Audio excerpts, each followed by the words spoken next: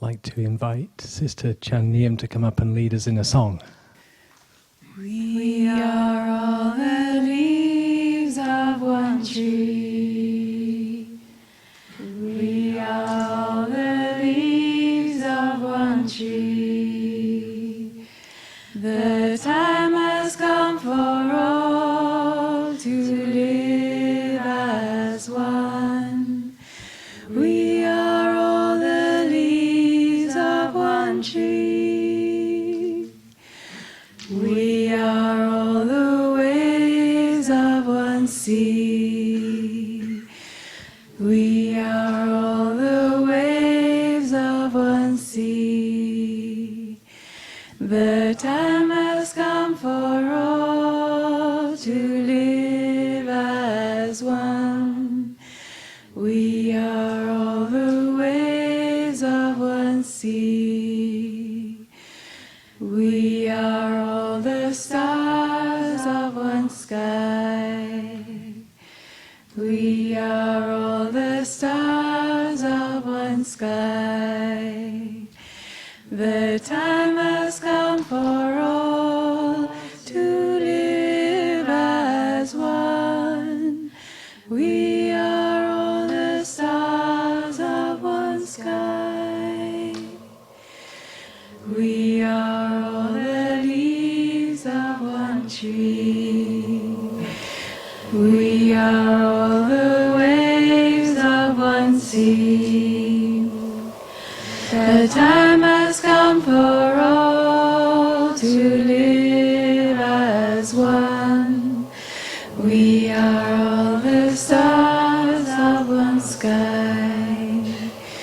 Nous sommes tous les feuilles d'un même arbre.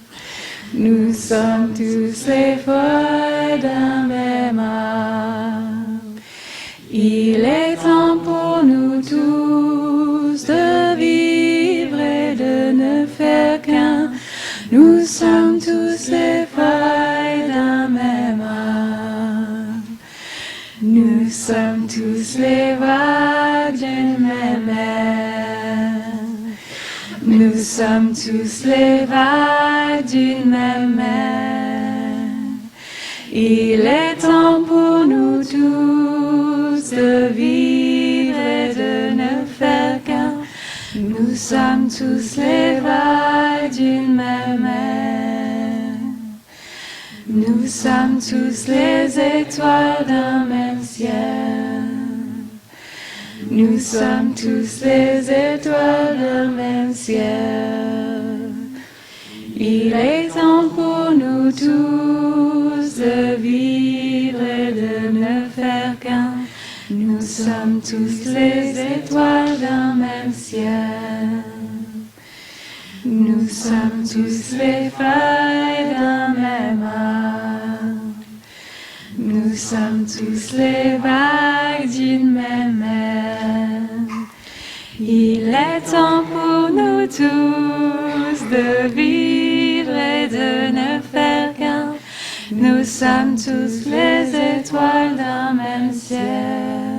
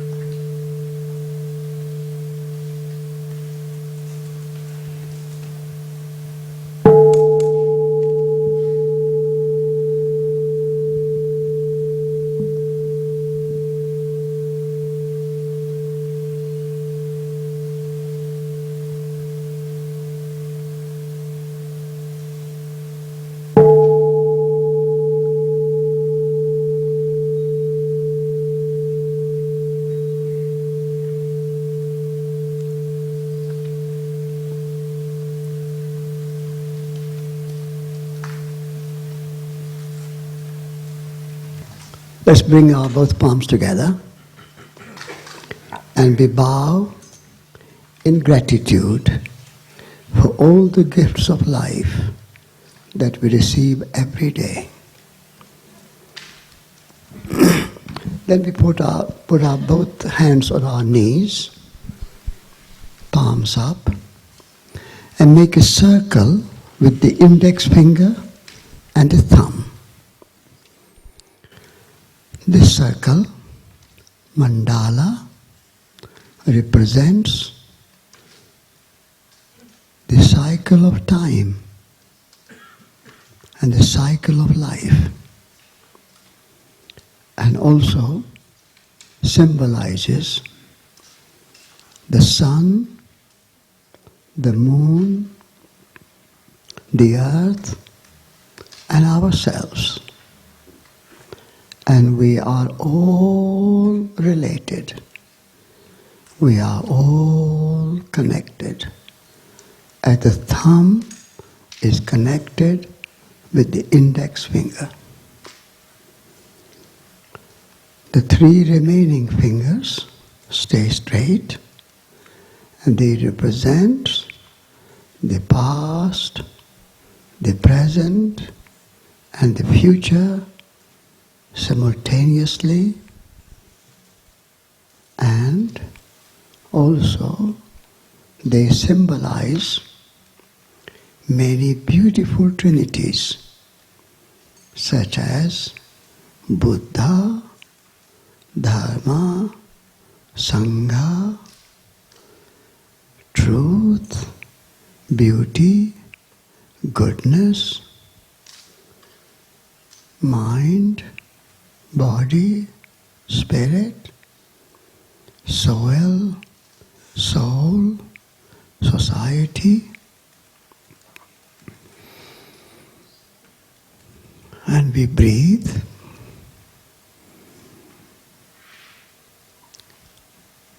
And as we breathe, we are aware that all living beings upon this earth, humans and other than humans, are sustained by the same breath of life which we breathe. Thus, we are all related. We are all connected. As the thumb is connected with the index finger.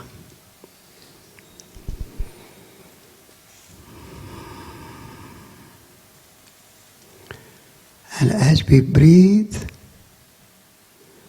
we realize that I am my body, I am my breath, I am spirit, I am consciousness, I am compassion, I am love, I am truth, I am.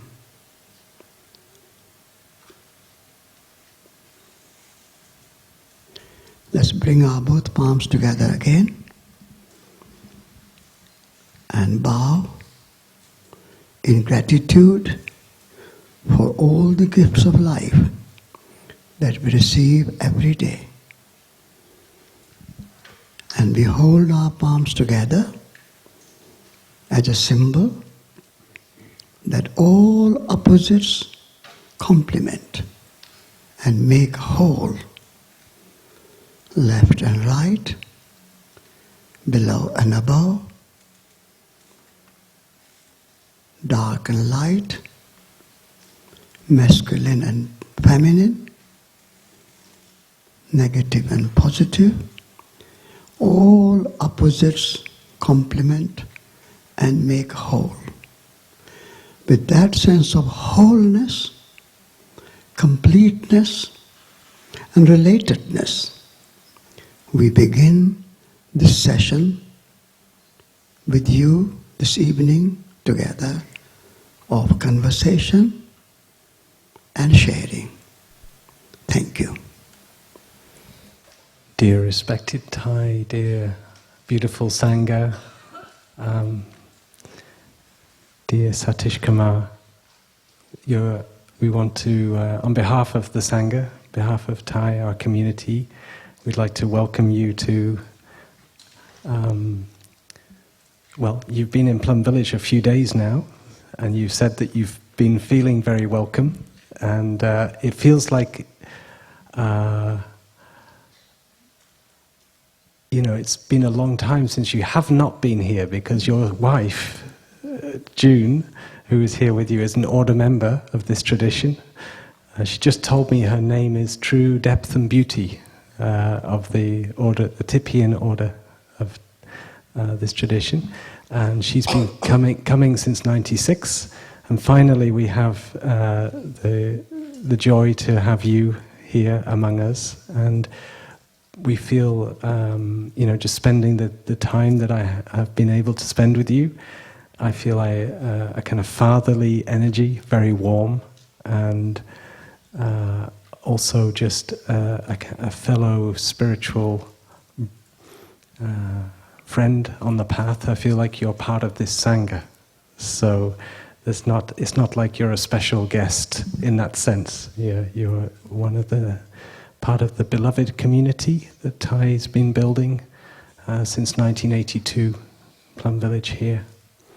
And yeah, so it's my honor to ask you a few questions, but basically to just as a device to hear from you, and we know that you could happily give a talk without an interview format, but we're also going to then bring it into a time of questions from everybody as well. So. And I am delighted to be part of your beloved community. And thank you for welcoming me, even though I have not been here until now, first time. But June always brings beautiful teachings from Plum Village. And so June has been my teacher. And so always she brings beautiful calligraphy and some tapes of Thai and many books. And she also has a weekly Sangha in our home. And so even though this is my first visit here, I feel as if I have been connected with this wonderful community. And this is my great honor and pleasure to be here and being welcomed as a member of your beloved community. So thank you. Thank you. So this morning we had Ejna, if I pronounced that correctly, yeah, so sharing about all of her family, her children and grandchildren. So I'm going to start there and say, obviously you met June in the UK in about 1970, and you have 2 children, not quite as many as Edja, but also 1 grandchild. So I wanted to mention that. So my meeting with June, I met June in a church. It was in Trafalgar Square in London, and we were both invited to speak at a conference. I arrived first, and I was waiting for other speakers to come, and then I saw June coming downstairs. It was in the crypt of St. Martin in the Fields in Trafalgar Square. And so I was standing down, and this amazing woman coming down. And I must tell you, even though June might not want me to say this, but I fell in love that very evening, even without speaking to her. And that very evening, almost I proposed. I said to her, I am going on a tour of Paris and Amsterdam and Berlin. Will you come with me? And she said no. She was wise. this dangerous man. I had a return ticket from India, and but after meeting June, I cancelled my ticket. But I did not take, and she may not have given me, her address or phone number. And so to find, how do I find her? Where is she? And so I knew where she was working, organization, but they will not give me her phone number or address either. I tried one day, I tried second day, third time lucky. There was one person who answered the phone, somehow knew me. And so she gave me the address. I did not phone her. I said, if I phone her, she might say, no, I'm not free, I'm not busy, don't come. So I just had the address, I went. I knocked at the door. And that's how I met June. And the rest is history. So now we have been together for 48 years. Mainly thanks to her.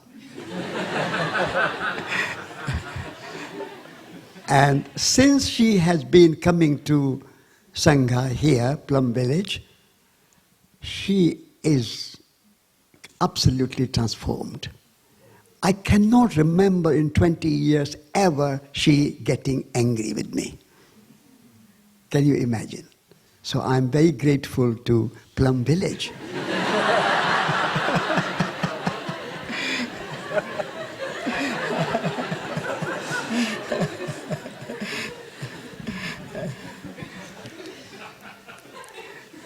Thank you. I can see we're not going to get very far with my list of questions, but and yeah, thank you for watering the romantic seed. But it's a very beautiful story, and and it's a beautiful commitment, and yeah, that you've had this partnership for so long. Beautiful. Okay, I'm going to.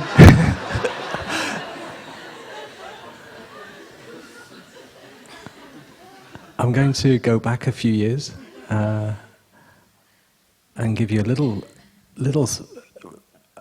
not pre-prepared, but just because I had a nice conversation with Satish, I gleaned a little bit of an overview of his life before June, and it began 1936. So he's going to correct me if I'm wrong. And born in Rajasthan, and I don't know so much about your family apart from your mother then supported you to become a monk at the age of 9, but the brothers were not so happy apparently. And then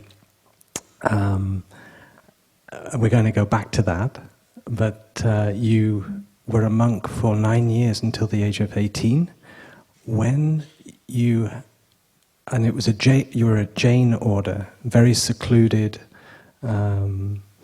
and somewhat took yourself really away from society, never stayed in any place more than 3 nights and things like this.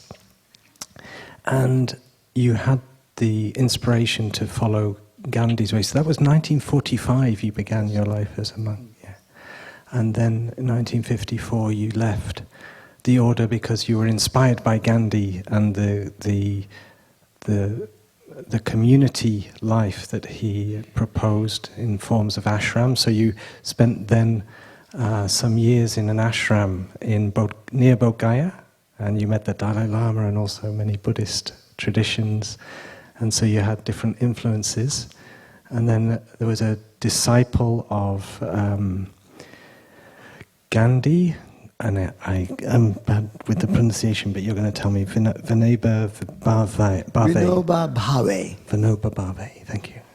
And he was a very close associate of Gandhi, and believed in something called had the vision of a kingdom of compassion, and he would go to landowners all across India, and in the end persuaded landowners to donate, to give freely to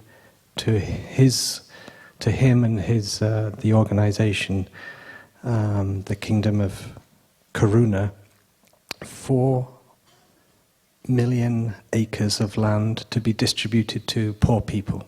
So this is a beautiful act, and Satish was with Vinoba Bhave for how many years? 8 years. 8 years, yeah. So walking across India and engaged with that beautiful initiative. And then you did another action, also a lot of walking.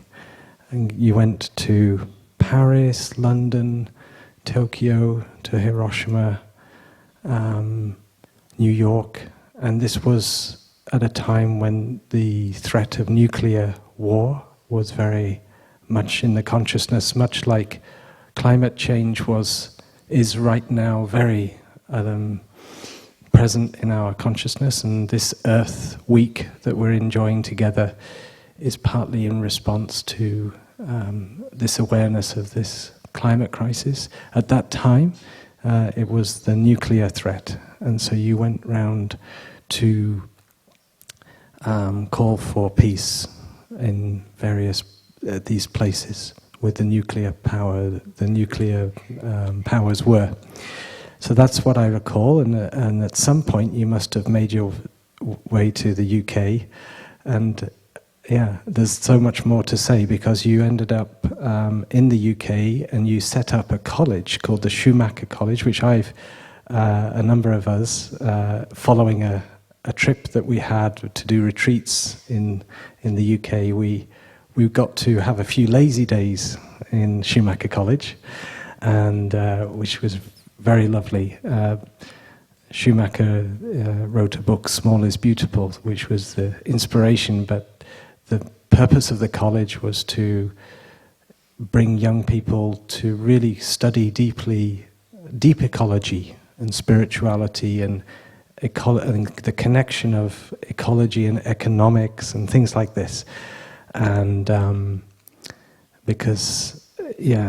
so that's been going a long time. It's still to this day. When it was founded, 91, I think. 1991, was it founded? Schumacher, yeah. So that goes on, and some of the one-year program people here have then moved and done courses at Schumacher, and so somehow we have connection, and so many. Another thing I want to mention before asking Satish a question is, for 40 years, you edited a magazine called Resurgence. Resurgence. Yeah, Resurgence. And I can recommend it. We've got quite a lot of these magazines. I think it's the first ecological magazine that came about. I don't know when it was founded, but you were doing the editing for 40 years. And it has wonderful articles all through. It lets you know that all the things that we're talking about now and looking into, you could say in a way, sadly, it's been already, the wisdom has been there for a long time, and the call for action has been there for a long time. And Satish has been part of that, so very much engaged with trying to bring awareness and energy to protecting Mother Earth. And one effort was through the Schumacher College and this Resurgence magazine. And you have an autobiography called No Destiny. It's a very lovely title. And then another book coming out in 2020 called Elegant Simplicity. So and there's some other books beside, including some in French. So I give you a little bio, and I go now to a question, and you can fill any blanks or answer, correct any things I missed. But my question, as you know, because, you know, as a monk, we get asked the question, why did you become a monk? And I became a monk at 34. So I'm asking you now, why did you become a monk at age 9? What inspired you? Thank you. That's a very good question. When I was 4 years old, my father died.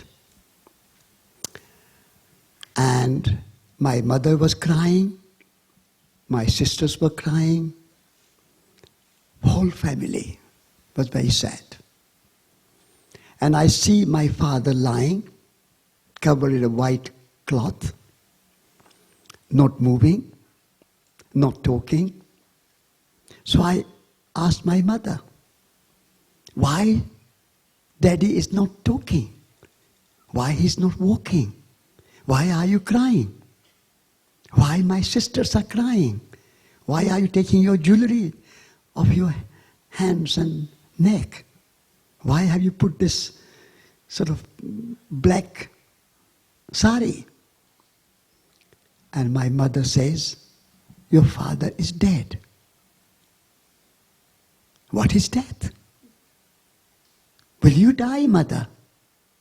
Yes, one day I will also die. Then everybody will cry. Yes, they might cry. Will I die? Yes, you will die. That dialogue with my mother, I was 4 years old, sowed the seed of idea. Is there a way to stop people dying? And I was asking that question again and again. And then my mother was following a Jain guru, a teacher. And so once my mother took me to the guru, and when my mother was cooking, and I was by myself, I went around, and the guru was sitting by himself. And I said, Gurudev, I have a question. What is your question? Little boy. At that time I was only 8 years old. My question is there a way to stop people dying? And my guru, after a little while of laughing and joking, said, only way to stop the cycle of birth and death is to renounce the world and become a monk. And I said, I will do anything to stop death. And then I went to my mother. I said, I've spoken to my guru, our guru. He says you can stop dying. You can stop the cycle of birth and death. But I have to become a monk. Will you let me become a monk? And mother was very religious. She was very wise. She was not literate, but she was extremely wise. She sang songs, she told me stories.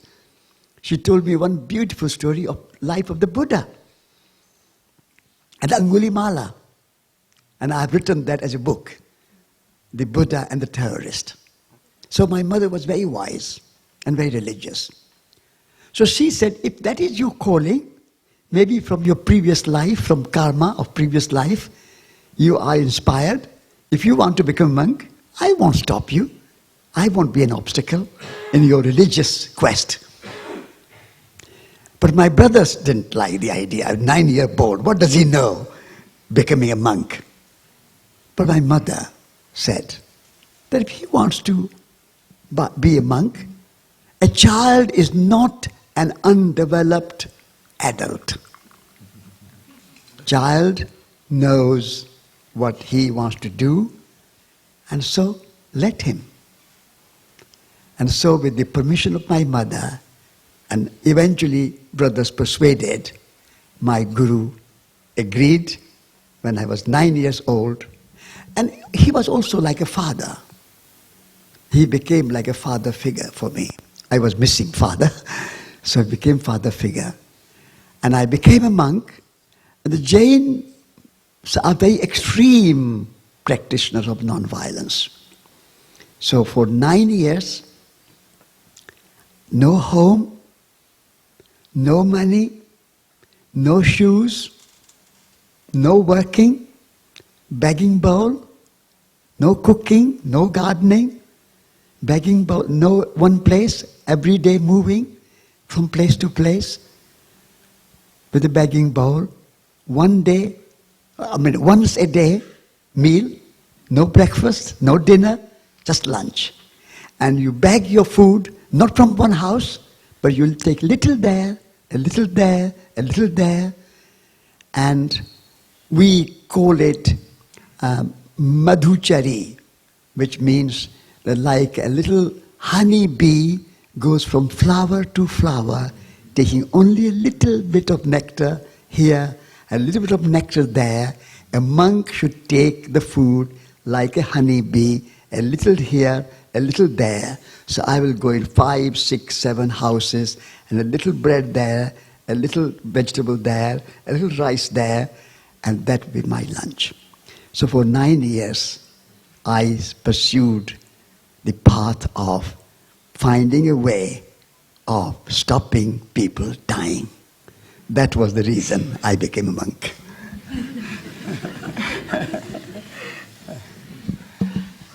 Thank you.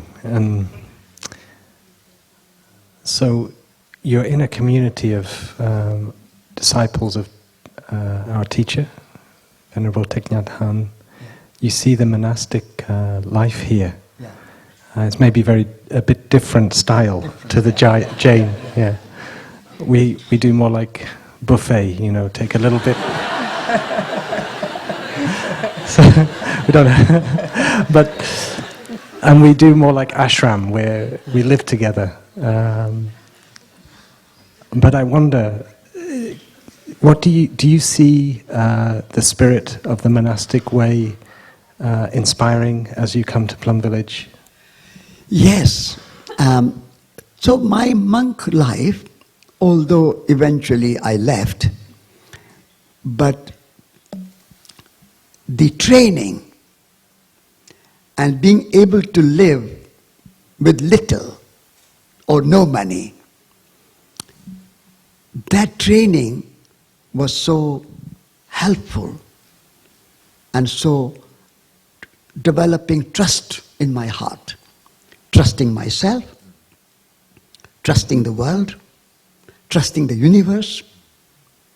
All will be well. You don't need to worry about tomorrow. So when I come to a place like Plum Village, that spirit is the same.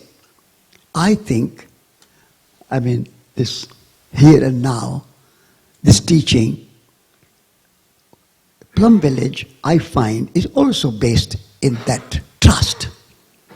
You have to trust, and you do trust. So being a monk is living in trust. When you trust yourself, then you know that your spirit, your consciousness, your compassion, your imagination, all will come to help you. Your creativity, your hands, your eyes, your hearing, your feet, everything has amazing, tremendous, incredible power which people at large in the world have forgotten. They have everything, and people in the world think they don't have anything. There's scarcity. They don't have anything. They need more. They need more. Whereas when I come this time, I can experience Plum Village. Plum Village, I find, is rooted in trust. There is enough of everything. I am sufficient. I am at home. Thai is teaching. I have arrived. I don't need anything. No fear, no worry. That kind of rock-like trust, that is the greatest wealth that I learned and accomplished as a monk. And that's what I experienced here in Plum village. And maybe you will ask me again about it. But I went around the world, walking like a monk, without a penny in my pocket. Although I did not have a begging bowl, but in a way I was begging for food. And for 2.5 years, and not knowing who I was, I mean, I was a peace walker, but I was not a monk in the eyes of Muslims and Christians and capitalists and communists and Russians and Americans and Europeans and Japanese. But I had that trust. And because I trusted, people looked after me.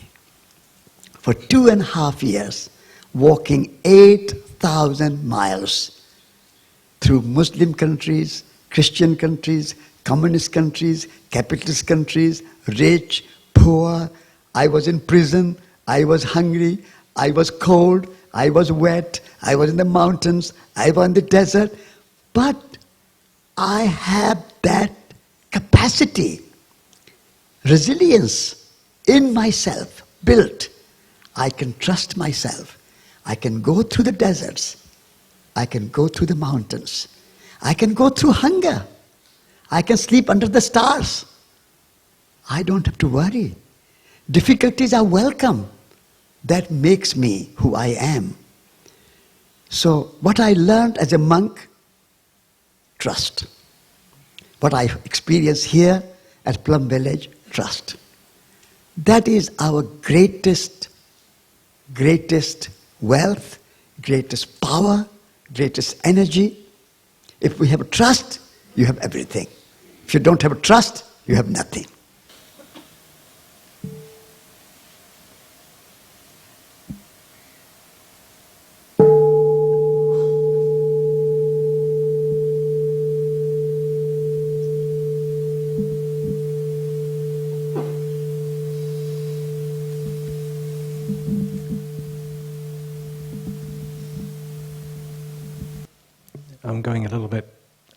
Definitely going off-piste because I'm inspired by that sharing to maybe ask a question about human nature.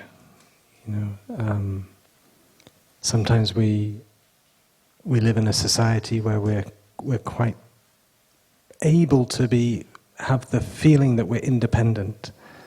And you put yourself in a vulnerable situation where you sort of, as well as relying on your own resilience, you did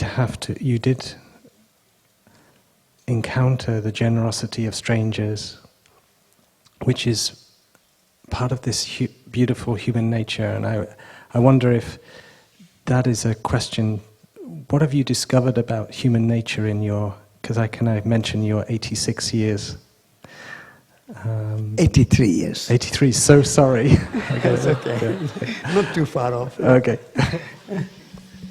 I am 83 years young. And I don't think about my age. And when I look back, the monkhood you talked about, at age 18, I became an activist by following the engaged work of Mahatma Gandhi. Because Mahatma Gandhi came to me in my dream. And at that time I was in Rajasthan, and Rajasthan has lots of sand dunes. And so in my dream, Mahatma Gandhi was standing on the top of a sand dune, high, and I was below there, looking up to him. And he says, you don't have to escape from the world. You have to be engaged with the world. Like Thai teaches here, engaged Buddhism. He said the same thing. He said, you have to make the world a beautiful place. You have to transform the world. And that dream made me so unsettled. Although I had taken the vow for life, because Jains don't have this short-term vow. So I had taken the vow for life, but I was so inspired. I said, I'm not really breaking the vow, I'm only disrobing myself. That was my excuse. So one night, after midnight, I ran away, escaped from the monastery, and went to live in this Gandhian ashram as an activist.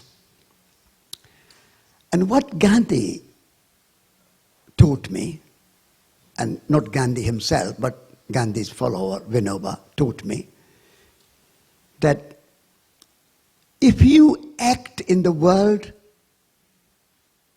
with a motivation, an intention of love,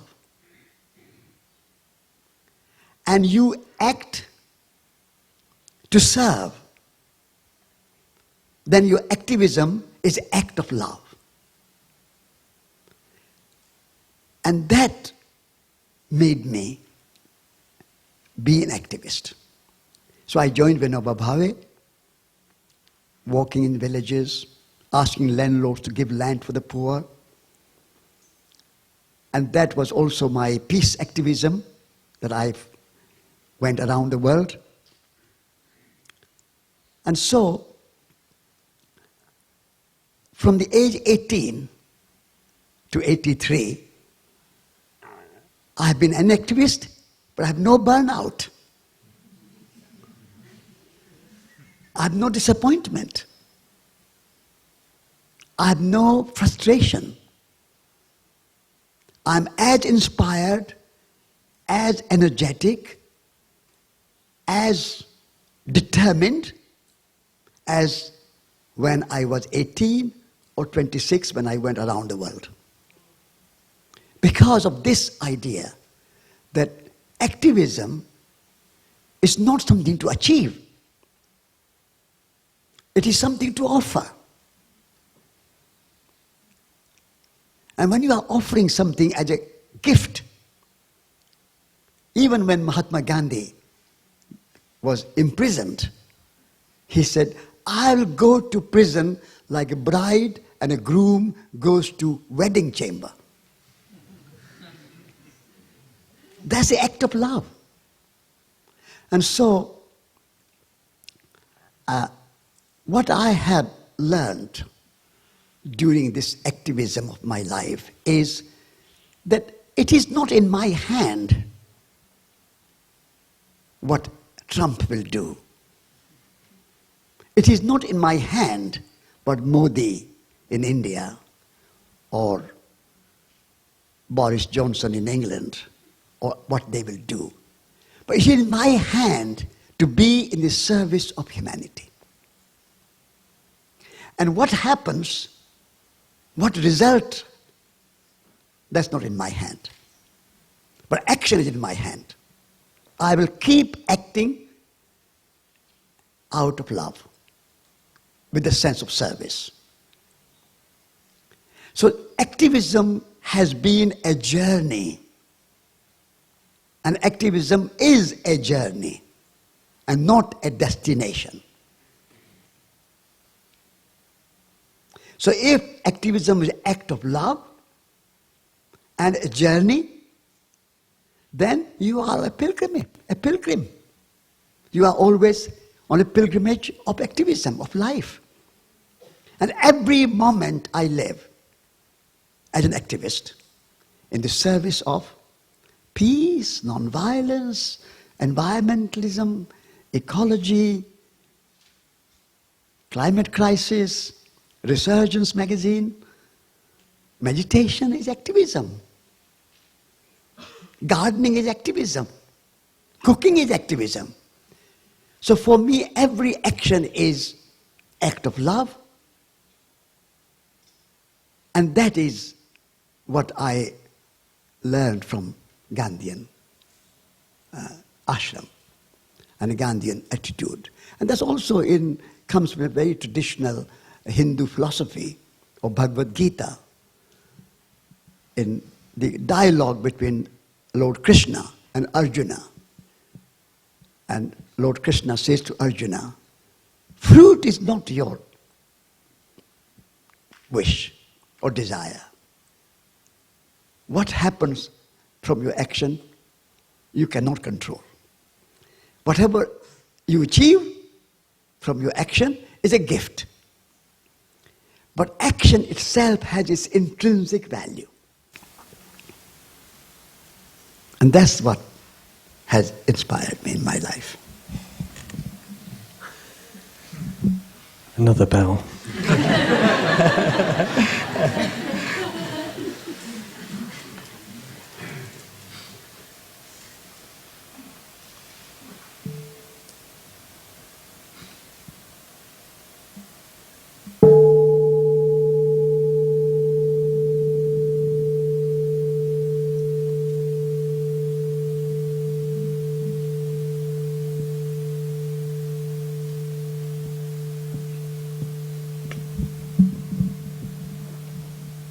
Dear Satish, the young generation are facing potential great challenges, if not social breakdown we've heard about. It's already happening in different parts of the world. There is a sort of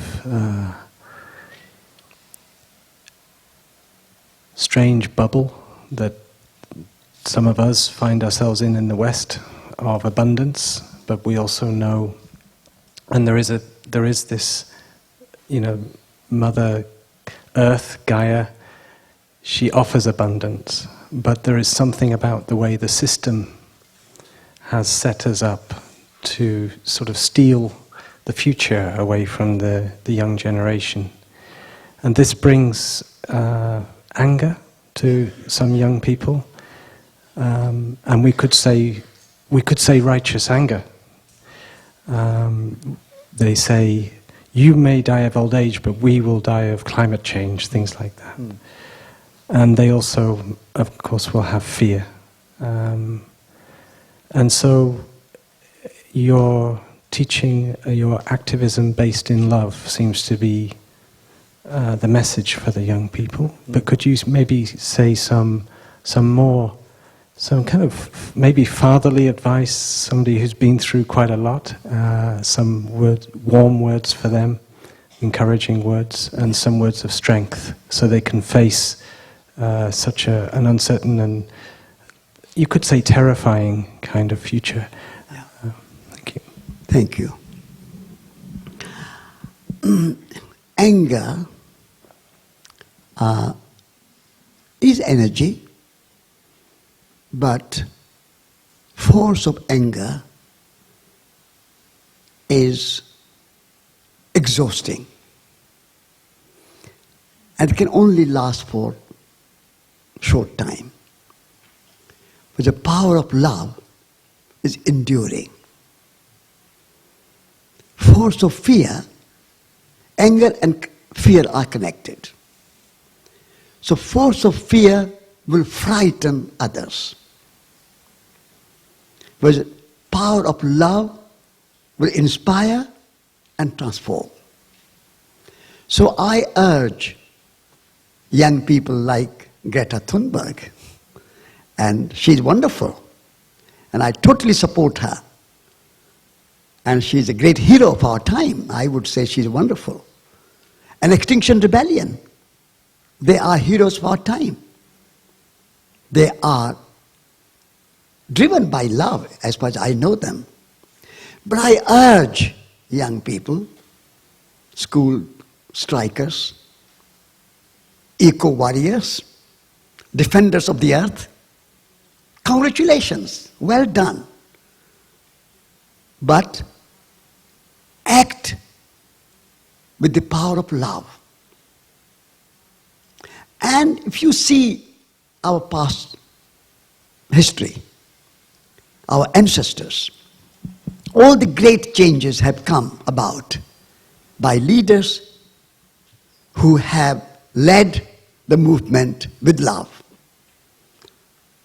The suffragette movement in England, women asking for vote. Nelson Mandela, 27 years in hard prison. Mahatma Gandhi, Martin Luther King, Thai, Vaclav Havel. You can go long history. All great changes have come about in the world. Slavery ended, apartheid ended, racial discrimination diminishing, discrimination against women diminishing. All these have come about because of the power of love. And a long-term commitment. It's not that you want your result tomorrow. Today, you go for Extinction Rebellion and you want result tomorrow. Yes, as you say, they can be angry and say, okay, you will die of old age, but I'm going to die of climate change. It's a very powerful comment. But remember, my dear young leaders and activists and eco-warriors and earth defenders and school strikers, remember, even in your ancestors, people have died in Vietnam War, not because of old age, but because of war created by humans, or Second World War, or concentration camps, or poverty. So, human history has been tragic, as well as amazing, and wonderful, and glorious. And that has been human condition.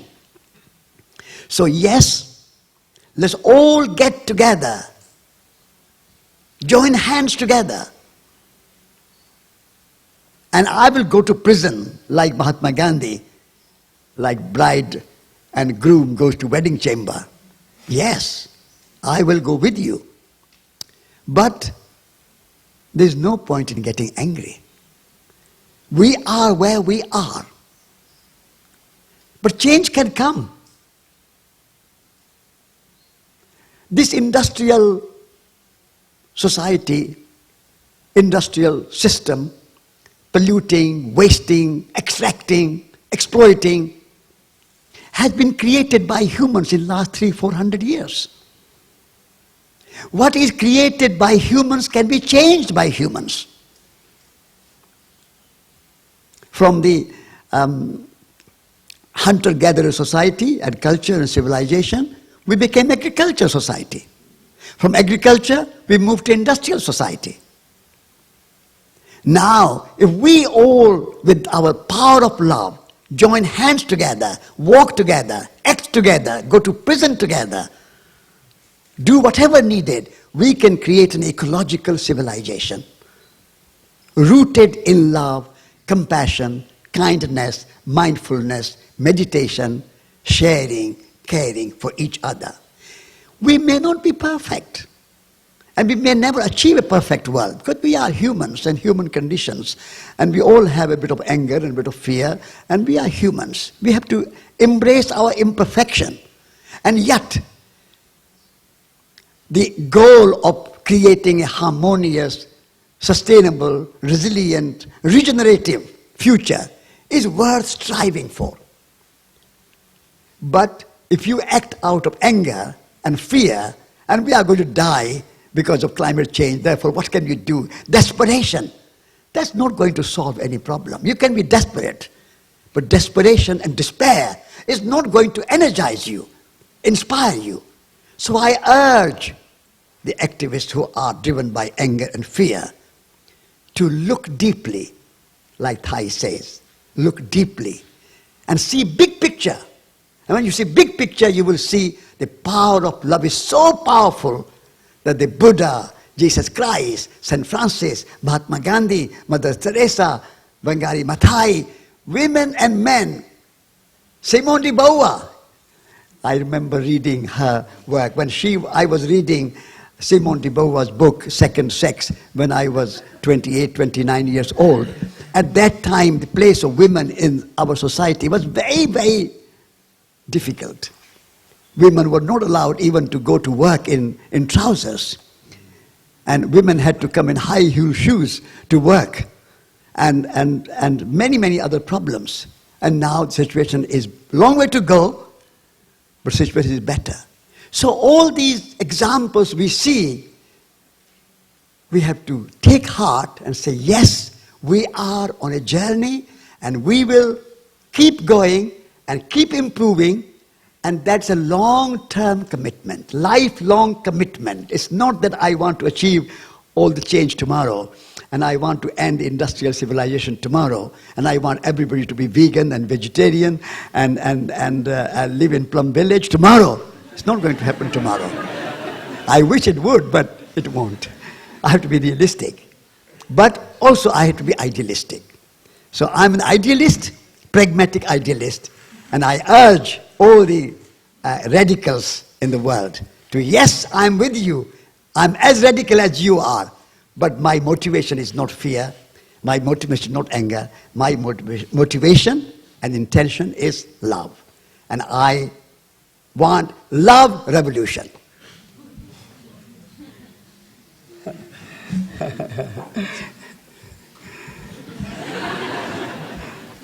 So I'm going to move into another part of the evening, which is for everybody here for some questions. I want to thank Satish, Kumar, for wonderful sharings, and already, it's given us it's kind of deep things to take in, and so I also want to say, draw attention again, this week you've come, the Earth Week, and one of the actions of love that I feel very important is that we begin anew with Mother Earth, and that means coming into connection with her, falling in love with her, and with our courage to acknowledge the suffering of Mother Earth that is also our suffering. And this is a kind of grieving work in some ways, but it's also, love also has the reverence and the joy and the gratitude. And so somehow, I think when we shared just before, if I can just, you said a lovely thing about even if your father or mother is dying of cancer. Yeah. So please just, maybe we finish with that, and then we go to questions from here. Grief is good, but we do not stay in grief forever. Because if my parents have died, my near and dear have died, I grieve. I feel sorrow. I have a living heart. But there are living people who have not died. If I just think of those who have died and not take care of those who are alive, then I'm not being complete. So grief is half picture, but then caring for the living is the other half picture. And when someone is ill, someone is suffering from cancer,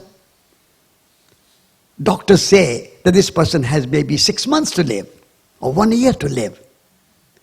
Even at that time, we know that this person is going to die. We don't stop caring. Don't stop loving. You don't stop looking after them. We don't stop feeding them. Even if I know, and I know certainly, I will die. I'm 83, and maybe a few years, I will die. And yet, I love myself.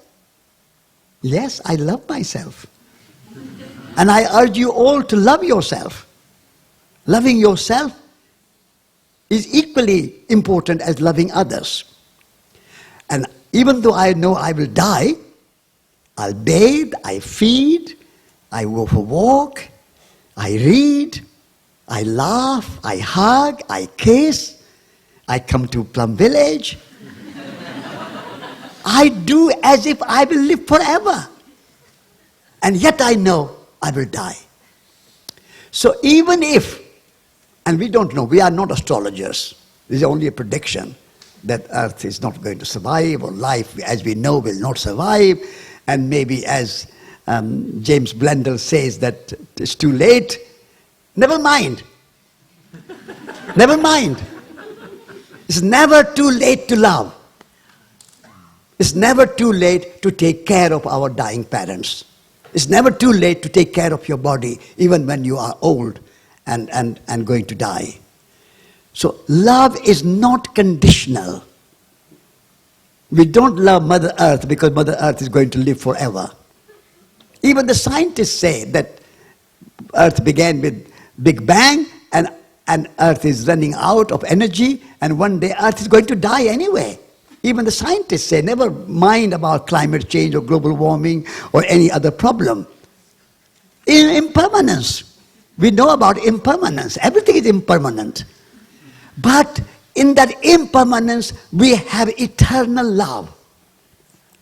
So never mind what is going to happen to Earth tomorrow or day after or in 5 years' time. Today, this moment, I love the flowers. I love the plums. I love the persimmon fruit on your trees there, out there. Beautiful trees full of that kind of miracle of nature. I love the soil. And I love people. I love future generations. Every moment I am in love. As Thai says, that Gaia is Bodhisattva. So, and even when somebody is dead, still alive, Thai says that there is no birth, there is no death. The Buddha is not with us, but the Buddha is with us. The Buddha is with us, it's our spirit. So, our consciousness, our awareness, our realization of that metaphysical consciousness level where love is eternal, life is eternal, material world is impermanent, but consciousness is eternal.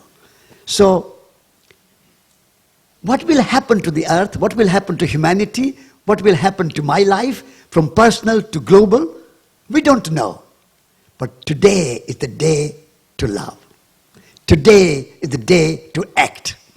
Today is the day to be completely alive, here and now. And every day, let's welcome every day with that open heart, open mind, with generosity. And enjoy this moment. Never mind what happens tomorrow. And if we enjoy, I guarantee you, if we start enjoying, Earth will be saved.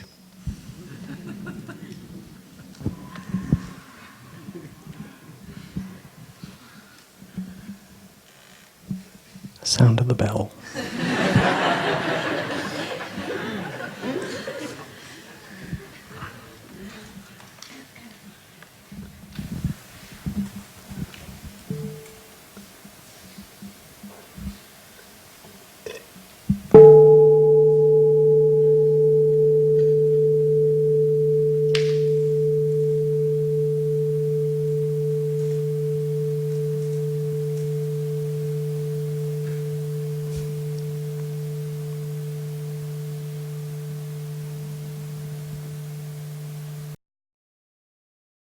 For the time we have until 9, we have still have a good 20-25 minutes there's some microphones at the front for anybody who would like to. Yeah, there's some hands going up already, so more than enough. So, dear Satish, we have a question. We want to know, did you find the answer to your question that you had when you were a child? To how to stop people dying?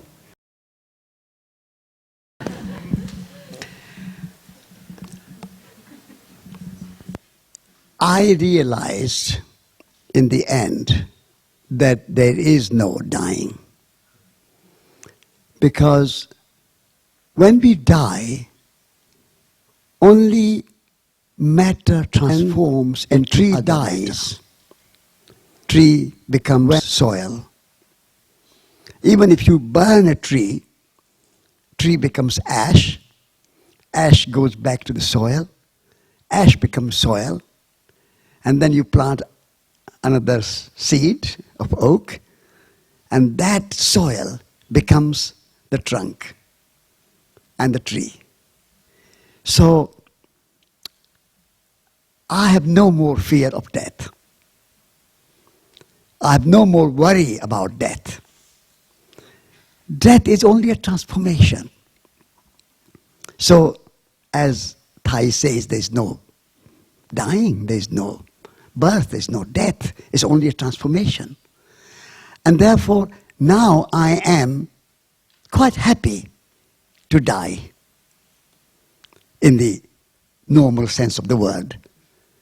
Because if you said to me, Satish, I have a magic formula for you, and I give you something, a blessing, and you will live for 500 years or 1,000 years, I would say, no, thank you. I would like to die. So now I have no longer any fear of death. For me now, death is welcome. When I was a child, seeing my mother crying and seeing my father not talking to me was a different consciousness. Now, after so many years of reflection, I realize that death is a blessing. The kind of death we have, the body going, is a blessing. We will never want to live forever. So it's a kind of new emerging, old going, and being recycled and renewed. That's a wonderful design of the universe. So death is good. I have no fear. And so I have found the answer. Dear Satish, thank you so much. We all can admit that all the crisis we're going through now is because of irresponsible extension of human species and population. And I would like to know about your point of view on demography. Demography. Yeah, because maybe we cannot extend unlimitedly. Yeah. Yeah, thank you so much. Thank you. Yes. When I was born, my mother had 8 children, and I have 2. So now people are actually realizing that we need to limit the numbers. Already in my lifetime, the population of the world has more than doubled. And if we go on this pace, there is a limit of resources, a limit of the earth. And so it is important to be conscious of our numbers, demographic situation, population explosion. And we need to bring this consciousness and awareness in our world that we need to reduce our numbers. But at the same time, we also need to be aware that just numbers reduction is not enough. We also need to reduce our impact, our footprint on the planet Earth. If our consumption pattern does not change, even a small population wishing to have everybody such a high living standard, like standard of France, or Europe, or America, or Japan, then if 7 billion people, even if 7 billion people wanted to live this living standard, high consumption rate, then we will need not one planet, but 3 planets, 4 planets. So even small numbers with such demand can have a big impact. So we need to work on 2 fronts simultaneously. Being aware and conscious to reduce the numbers, and also living what I have called my book, elegant simplicity. And I must say, I've been saying to June that Plum village lifestyle here is a beautiful example of elegant simplicity.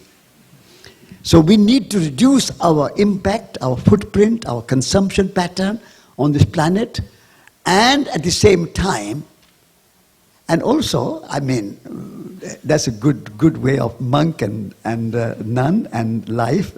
Many people practicing brahmacharya, we call it. Celibacy is also a good thing.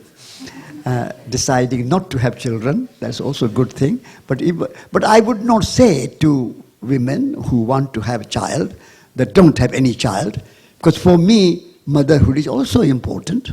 Every mother is a hero. For me, every mother is a hero. My mother was a hero. I mean, bringing a life in this world is universe's great gift. And a mother goes through life and death experience to bring this child in the world and feed the child with her own body. So I would not advocate or suggest, and I'm not a woman, so it will be a decision of the women. Every woman have to decide for themselves. But only thing I can say to answer your question is to be conscious, be aware, maybe 1, maybe 2, that's enough. And then live a more elegant and a simple life so that we don't clutter our homes and our offices and our lives with too much material consumption and material possessions. And the 14 mindful training which you have here in Plum Village give a very good teaching how to live elegant and simple life. And that way we can address the demographic question. Can we just say, in connection with that also, plant-based diet, going vegan, more compassion for animals? Yeah, because 90% of the agricultural land that is used to feed the livestock that we then consume as meat products. And it's so when we have 70 billion animals to feed 7 billion, it's completely crazy, you know. So I feel like just that one fact alone tells us it's not just about the population, it's about what you're saying, the way we consume. Yeah. Absolutely. Bonjour. Déjà, merci d'avoir pris ce temps et d'avoir donné ce message aux jeunes. Avec le temps que la traduction. First of all, thank you for having given this message to the young people. J'ai été un des lanceurs de la grève en France et je me reconnais totalement dans ce que vous avez dit sur la peur et la colère. I was one of the organizers of the strike here in France, and I recognize completely what you said about anger and fear. Et j'ai deux questions I pour have two vous. questions. Vous nous avez donné un horizon. Vous nous avez dit la peur et la colère ne suffisent pas et il faut avoir de l'amour. You gave us a beautiful horizon, destination, in saying that fear and anger is not enough. We need love. Mais quand on a été dans cet état d'épuisement, When, de colère et de peur, comment on fait pour retourner à l'amour? but when we're in that state of exhaustion, of fear and anger, how can we return to the source of love? Et la deuxième question, quand on voit ses amis, ses frères de lutte, qui eux font le choix de la violence, et And the second question, when we see our friends and that they are being drawn towards violence, que leur dire? what can we say to them? Merci. Thank you.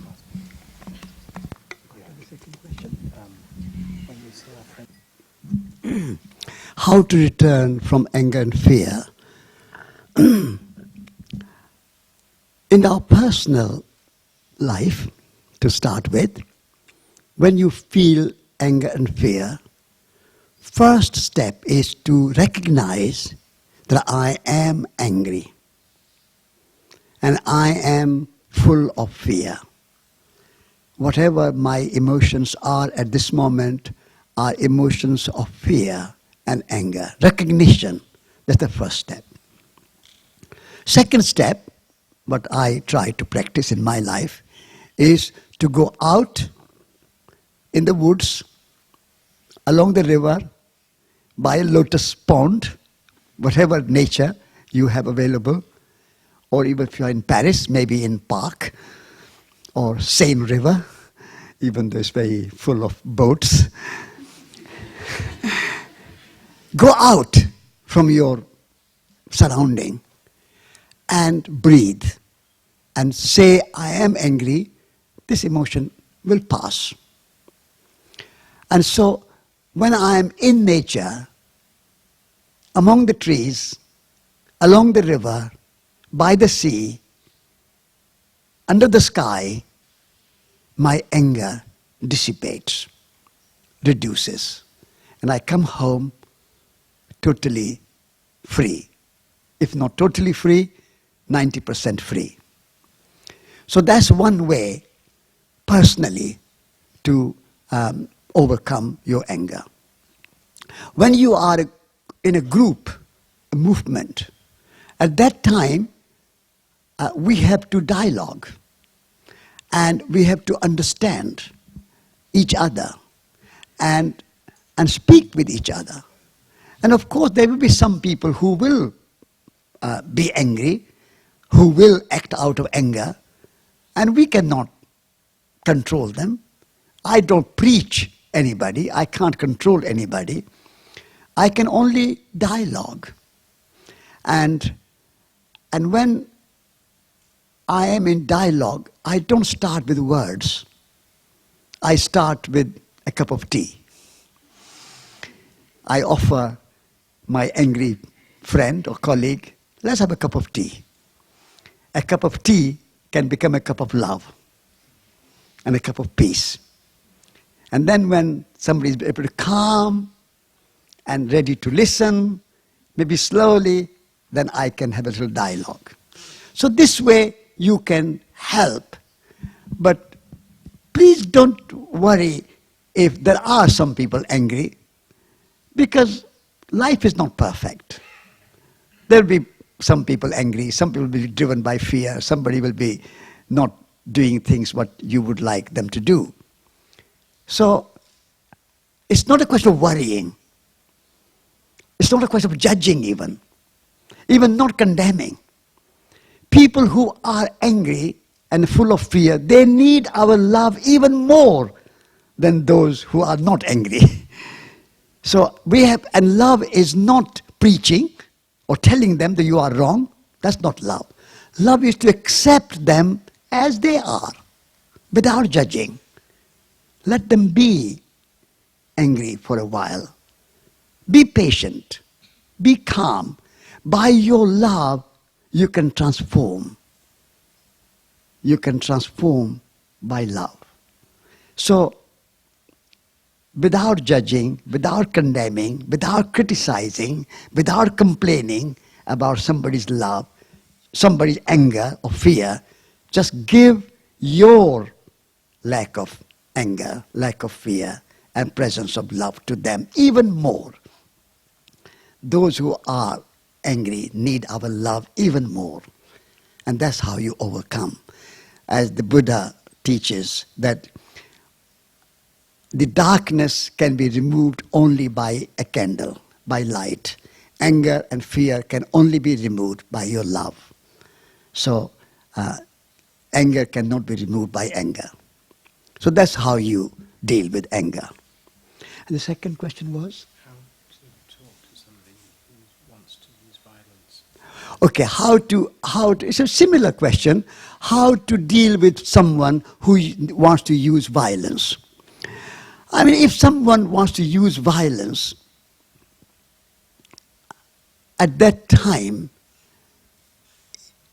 I will be prepared to, I don't know what I will do, I'll be prepared to accept violence on myself and not resist. Because by resisting, I cannot help. I can only help by showing that there is alternative. And that showing alternative is not in words, but by my acceptance. So if you take the great example of India's independence movement, when salt tax was imposed on India by the British government, and Mahatma Gandhi and hundreds of, if not thousands of his colleagues went to the sea and made salt, and the police beat them, and they sort of were beaten down to this earth, and they still remained silent and compassionate and non-violent. And then they were arrested, taken to jail, and other 50 people came, and they were beaten, and they were taken to jail, and another 50 people came, they were beaten, they were taken to jail. So accepting violence upon yourself, it may seem to you, I don't know how you will react to this proposition, to accept violence, but this is a kind of extreme compassion, that by accepting violence, I remove violence. Eventually, those people who were perpetuating violence could not continue. And then eventually, the tax salt was removed, and eventually, India was free, and the colonialism ended, and imperialism ended. So it's a long journey, and in that journey, there's a struggle, there's a suffering, there's imprisonment, there is a lot of hardship. But this is the kind of activism of love there is, that we overcome violence with love and with non-violence. We cannot overcome violence with violence. You cannot overcome fire with fire. Only way to overcome fire is to use water. Only way to overcome violence is to use your power of non-violence. Yeah? Okay, both works. So thank you very much for your energizing and shining words. This is a question I've had in mind for a long time, with no answer. So you have mentioned Gandhi. You have mentioned the salt movement, maybe it was called. Yeah. It was also Gandhi was a great strategist. He was able to find the right entry points, very strategically, very symbolically, that will eventually lead to the independence of India, which was a very focused, let's say, goal. Right now, what we are looking for is a change in the whole system. And I'm wondering, what can be a very specific target for non-violent political activity in that sense? Mahatma Gandhi was not only struggling to end the imperialism and colonialism, he was struggling to change the whole system. He wanted India to be an example of a very sustainable, ecological, simple arts, crafts, agriculture, a whole system. So if you read Gandhi's ideas and Gandhi's philosophy, he was not, the movement against the British colonialism and imperialism was only a headline, only a small part of the big picture. The big picture of Mahatma Gandhi was to change the whole social system based and create a new system based in non-violence. And so we are facing at the same time, same thing. We need to change the whole system, our economic system, our political system, our consumption, our industrial system, our education system. Everything needs to change. How do we do it? This is what I said in my talk just before, that it's a long journey. But long journey starts with first step. If you want to make, I made a 8,000 mile or 13,000 kilometer journey, but my journey started with one step. And a step by step, we have to make that journey of big transformation. When 300 years ago, people were talking about electricity, at that time, there was no electricity. Few people were thinking about electricity. They were like us, idealists. Could you imagine 300 years ago that every house in France or every house in Europe will be electrified? So when you begin something, it may take time, but step by step, you transform.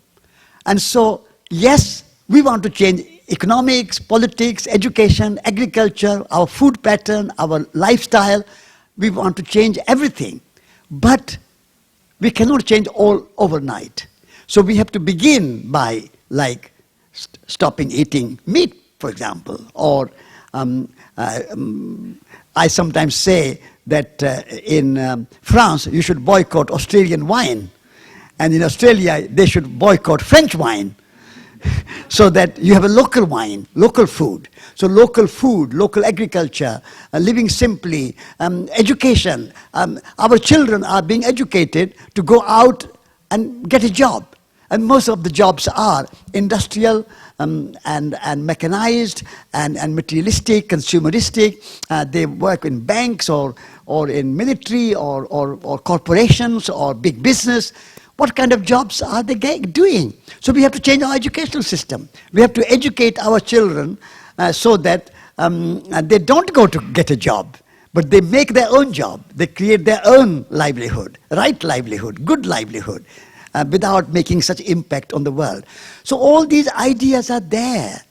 And we have to start living, we have to start making, and don't worry if we don't achieve today or tomorrow. This is what I have been saying all this evening, that we have to be the change that we want to see in the world. Then we have to communicate that change as best as we can through our poetry, through our music, through our singing, through our painting, through our gardening, through our lifestyle. We have to communicate the change so that other people can see our example, like a radiator radiates heat. In the same way, we have to radiate our change and our transformation. And then we have to organize the change. We have to get people, like here, we have organized so many people coming here at Plum Village, a good organization. We need many, many Plum villages around the world, many, many Schumacher colleges around the world. So be the change, communicate the change, organize the change, and then leave it in the hands of the universe. Just enjoy changing.